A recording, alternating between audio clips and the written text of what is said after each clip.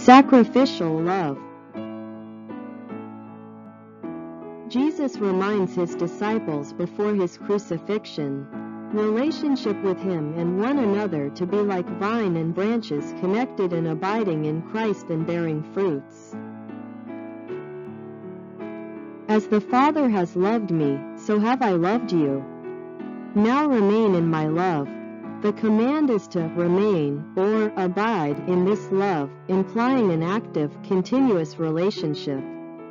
It's not just a feeling, but a state of being in his love. If you keep my commands, you will remain in my love, just as I have kept my Father's commands and remain in his love. To abide in his love is through obedience to his commands.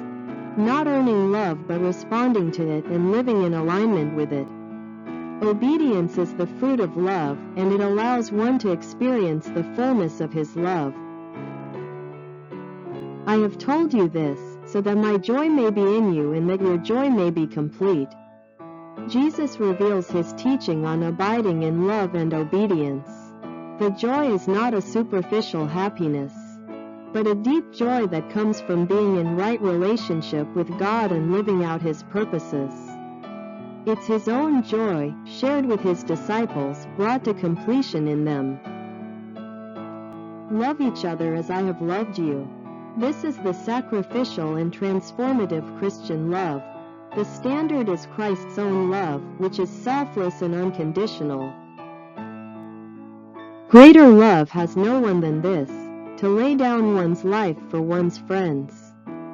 Jesus' love is self-sacrifice for the sake of others. This laying down of life can be giving up one's own desires, comfort, or privilege for the benefit of others.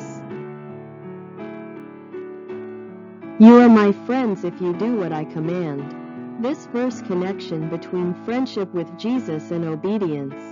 It's not a transactional relationship, but one where love and trust are expressed through following his commands. I no longer call you servants, because a servant does not know his master's business. Instead, I have called you friends. For everything that I learned from my Father I have made known to you. This marks a significant shift in their relationship with Jesus. Unlike servants who merely carry out orders without full understanding, friends are privy to the Master's thoughts and plans.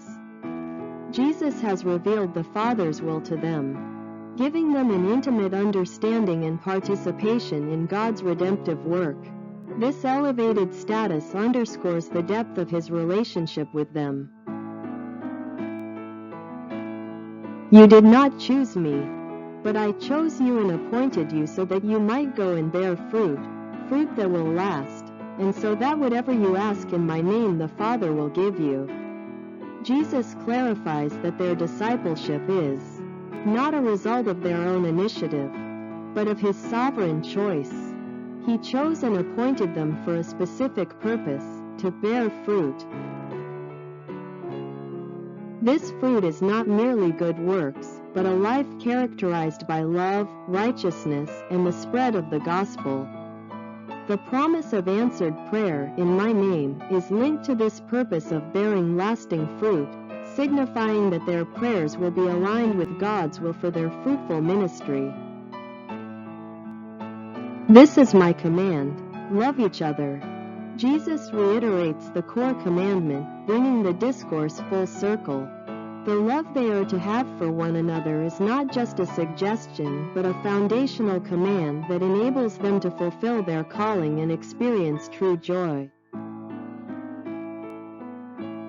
In summary, John chapter 15 verses 9 to 17 teaches that love is the foundation, God's love for Jesus, Jesus' love for us, and our love for one another form an unbroken chain. Obedience is key to abiding. Remaining in Christ's love is demonstrated through keeping his commandments, particularly the command to love. Joy is the result.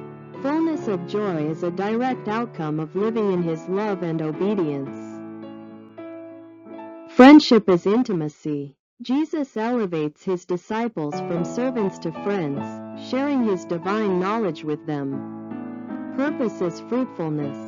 Disciples are chosen and appointed to bear lasting fruit, which is intrinsically linked to loving one another in prayer. This passage is a cornerstone of Christian discipleship, emphasizing that genuine faith is active, relational, and characterized by sacrificial love for God and for others. Shalom.